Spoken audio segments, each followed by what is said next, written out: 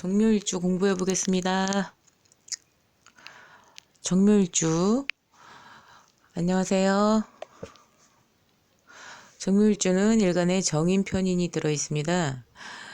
편인병 장성에 놓여 있고요. 정인 편인이 로광에 놓여 있습니다. 그래서 정묘일주는 정묘 편인 병 장성 동영상이 있습니다. 참고하시면 본인에 해당이 됩니다. 평두현침 효신 신기 천파성 문곡 태극기인 절세 계금 또한도 본인에 해당이 됩니다. 동영상이 있습니다. 그것을 참고하시면 본인에 해당이 됩니다. 자, 심리, 철학, 교육, 디자인, 여행, 음식, 종교, 기획, 상담 쪽에서 두각을 나타내실 거고요. 질병으로는 요통, 안질환, 고혈압, 당뇨, 심장, 소장, 체기, 위장장애, 변비, 배탈이죠. 그것을 반복하겠죠. 그리고 간장질환, 이러한 것들이 굉장히 취약하다는 점, 이 사람이 질병을 일찍부터 갖고 있기가 쉬워요. 성인병 그 부분이 조금 쉽다는 점. 그리고 이분은 굉장히 순수하고 동정심이 많고요. 명석하시고요. 한량기가 많아서 술도 좋아하고 노는 것도 되게 좋아하세요. 음유시인은 분위기도 잘 탄다는 말이고요. 흔들림이 있습니다. 심적인 변화가 굉장히 많아요. 다변, 말이 굉장히 많습니다. 질투가 되게 많고요. 훌륭한 스승님과 인연을 합니다. 배움을 이동해요. 그래서 올인이 안 돼요. 학원을 전전하고요. 학문적 결과가 용두사미에 그친다는 점. 학원을 다녔으면은 자격증을 땄어. 그러면은 자격증을 땄으면은 그거를 직업으로 살려야 하잖아요. 그런데 잠깐 발 담궜다가 끝나. 그래서 이 학문적 결과가 용두사미에 그친다는 것. 그게 바로 자격증 콜렉터가 되는 그 이유가 되겠습니다. 부친과는 일찍 별리가 옵니다. 고부 갈등이 있죠. 이혼하고 재가하는 경우도 많습니다. 모친의 강력한 영향력으로 말년까지 간섭 참견을 받습니다. 효신 때문에 그렇습니다. 편인일주이기 때문에 모자 멸자가 옵니다. 항상 유의하셔야 된다는 점이죠. 정화의 특징, 말과 썰, 설화를 타겠죠. 그리고 말빨이 되게 세겠죠. 그리고 말이 많고 말빨이 세면 설화를 탈 수밖에 없다는 점이죠. 맛에 대해서 되게 까탈스럽고 맛있는 걸 잘 알죠. 음식 솜씨도 좀 있고요. 그리고 멋쟁입니다. 옷을 선택해도 그 디자인 자체 그리고 색감 자체가 다른 옷을 선택을 하죠. 자기가 직접 만들어 입고 다니는 사람들, 자기만의 스타일을 가지고 있는 사람들이 되겠습니다. 정화입니다. 정화. 다정다감하시고 감성계, 눈물, 오지랖이 되게 많고 동정심도 굉장히 많고 순정적이고 조심스럽고 여성스럽습니다. 신경이 예민하죠. 성견지명이 있습니다. 예민하고 민감하고 예의를 되게 중시해요. 그래서 조그만 일에도 갑자기 화를 낼 수도 있어요. 근데 정묘는 그래도 크게 화를 내지는 않죠. 자, 부지런하고 긍정적이고 헤어질 준비가 되어 있죠. 정화는 그렇죠. 평생 씹힙니다. 뭔가 나한테 잘못했다. 아니면 너랑 관계가 끝났다.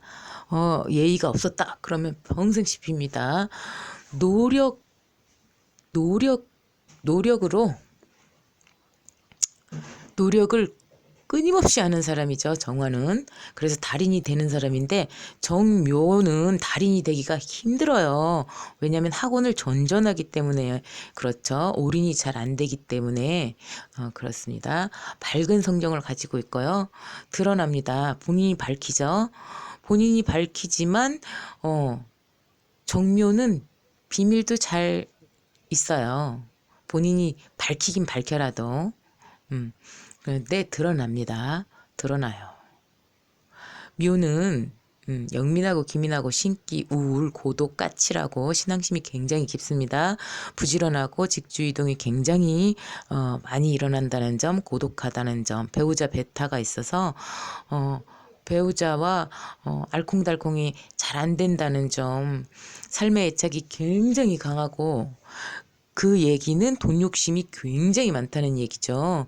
인기가 많아요. 미남 미녀이고요. 유순하고 착합니다. 재생, 부활의 아이콘이죠.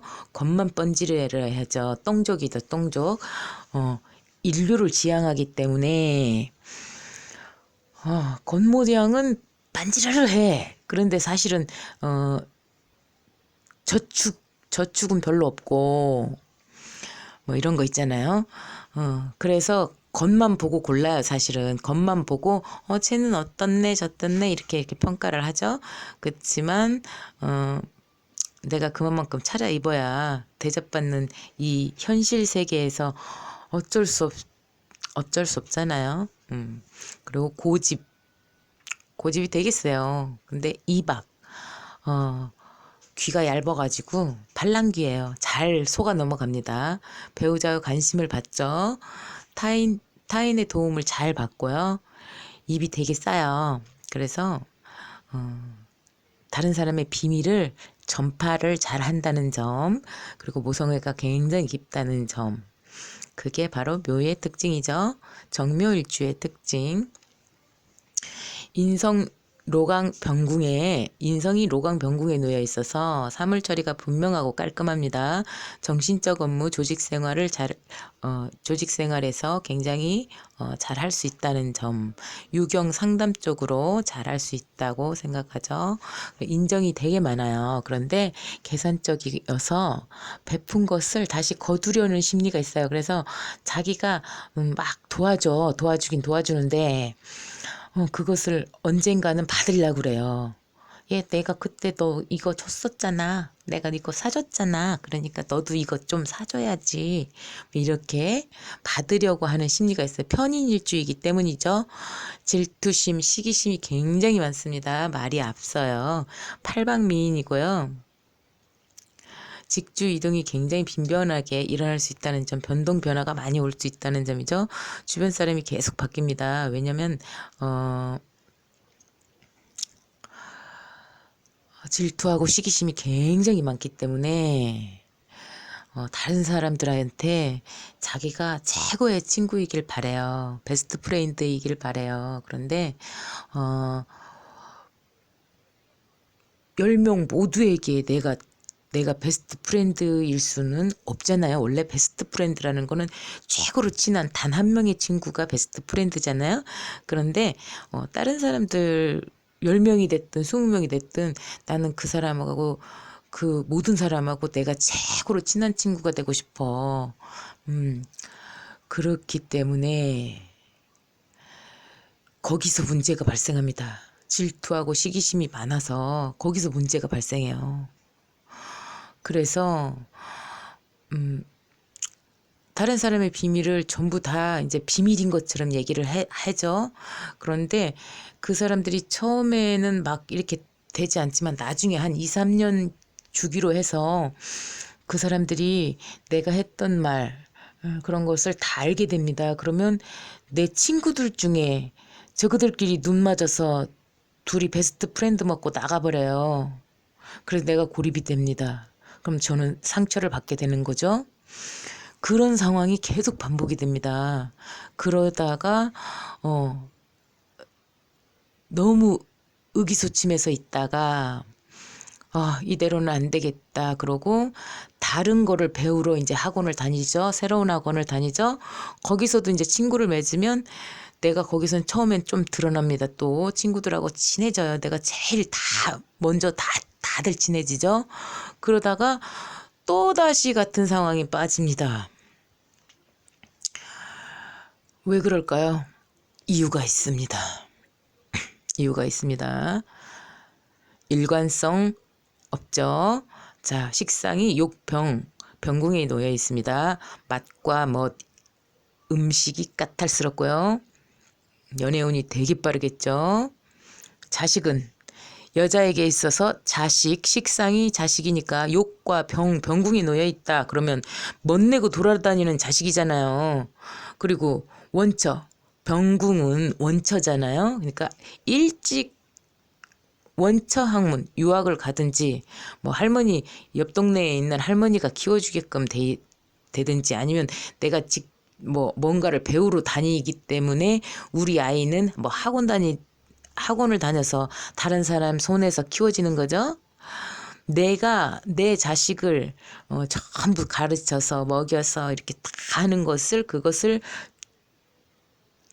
내가 키우는 거가 되는 거고요. 원처학문이라는 것은 누군가의 손에 의해서 내가 도움을 받는 그 아이를 키우는데 뭔가를 도움을 받는 것이 원처학문이라고 할 수 있습니다.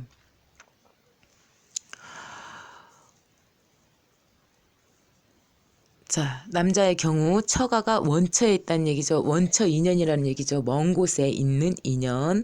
거기서 아내를 만난다는 거죠. 그러니까 정묘일주에 처갓집이 좀 멀 수 있다는 점이죠. 자, 재성이 절태 병궁에 놓여 있어 득다실다의 전형이 될 수 있죠. 부친과는 일찍 별리가 올 수 있다는 점. 어머니가 아버지하고 일찍 이혼을 하든가 아니면 아버지가 사별을 하든가 해가지고 아버지가 조금 빨리 돌아가실 수 있다는 점이죠. 그리고 아내가 절대 병궁에 놓였어. 그러면 내가 아내를 지키는데 돈 욕심은 무지하게 많고 남자의 경우죠. 돈 욕심은 무지하게 많고 아내를 놓치고 싶지 않지만 그 아내를 지키는 방법을 모르겠죠. 고집이 되게 세겠죠. 그래서 아내는 나보다 주머니가 훨씬 더 큰 그러한 고집이 있는 아내이겠죠. 그러면 그 아내를 지킬 수 있냐? 없는 상황으로 가겠죠. 효신에다가 재성절퇴에다가 현침에다가 편인일주에다가 그러면 이혼수가 어마어마하게 높아지겠죠. 자, 정묘일주의 남자인 경우 자, 아내를 지키고 싶으면 어머니의 자리에 아내를 놓으셔야 됩니다. 아내와 상의를 하셔야 돼요. 아내를 믿으셔야 돼요. 아내한테 모든 걸 다 맡기셔야 돼요. 그런데 그게 안 되죠. 본인도 고집이 굉장히 세기 때문에 편인일주기 때문에 그게 안 되죠. 그래서 무지하게 싸웁니다. 그래서 놓치고 나면 한참 있다가 그때 알게 되겠죠. 자, 관성이 사생 병궁에 놓여서 또 12운성으로 보자면 절퇴에 놓이기 때문에 여자의 경우라고 하더라도 사생 남편은 생에 놓인 남편을 얻었다. 그러면 이동이 많지만 굉장히 괜찮은 남편이잖아요. 잘난 남편이잖아요. 잘난 남편과 인연을 하지만 생각이 많고 고집이 많은 그러한 남편이다. 성질이 고약할 수 있다는 점이죠. 공방수가 따라올 수밖에 없어요. 왜냐면 묘라는 글자 자체가 천파잖아요. 글자가 갈리잖아요. 가운데로 딱 쪼개지잖아요. 그래서 부부 사이가 알콩달콩이 참 어렵습니다. 그래서 이 정묘일주가 남편을 잘 받들어요. 여자의 경우 남편을 잘 받들어요. 순정적이기 때문에 남편을 잘 받들지만 인정받기가 굉장히 어려워져요. 왜냐면 둘이 맨날 싸워지니까. 그래서 무력지상 해로 곤란으로 간다는 점이죠. 그렇지만 옛날 어른들은 다 참고 살았죠. 말년에 철새 계금 업종에서 태극귀인 엄청난 부자가 된다는 태극귀인이죠. 이러한 지금 이게 일주 자체가요. 지금 간단하게 이렇게 쫙 보자면 인간이 계속 잘린다. 일도 못한다. 공부는 더럽게 많이 한다.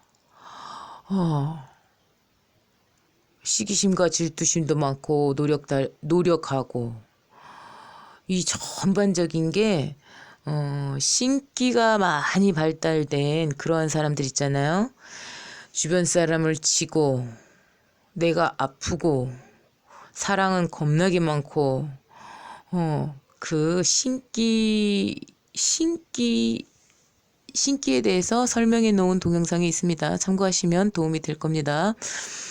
그 오행이 쏠린 그러한 결과처럼 그 사람 신기가 굉장히 중중한 사람들이 어떤 현상이 일어난다고 했냐면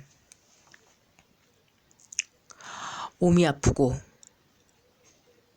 일을 할 수가 없고 주변에 오해를 받을 수밖에 없고 주변 사람들이 전부 다 쳐져버려요. 다 주변 사람을 다 쳐버려요. 그러한 상황이 와서 내가 고립돼 버릴 수밖에 없다는 점, 일을 할 수가 없다는 점. 이 사람의 지금 사주 자체가 정묘일주 사주 자체가 지금 말하는 것은 신기를 말하는 거예요. 이 전체적인 것이 신기를 말하는 거거든요. 그렇다고 한다면 이분이 결국에 할 수 있는 일이 뭐겠어요? 철새 계금밖에 없습니다. 철새 계금 동영상이 있습니다. 참고하세요. 심리 철학 교육이잖아요. 종교. 그래서 이분이 종교 쪽으로 갈 가능성이 굉장히 높다는 점이죠. 마지막에 그쪽으로 가서 돈을 굉장히 많이 벌겠죠. 네. 그거밖에는 할 수가 없어집니다. 왜냐면 모든 것을 다 겪어봤잖아요. 그래서 그 모든 것을 겪는 이유가 그 모든 것을 겪어야만 내가 상대방한테 이야기를 해줄 때 그 상대방의 마음을 공감할 수가 있습니다. 그렇기 때문에 모든 것을 다 겪어보게끔 만드는 거죠. 훌륭한 스승님과 인연을 했지만 그곳에서 정착을 하게 되면 이 나머지들을 다 배울 수가 없잖아요. 그래서 훌륭한 스승님과 인연이 되지만 그 또한도 자르고 가야 되는 그러한 팔자인 겁니다. 신기 때문이죠. 신기.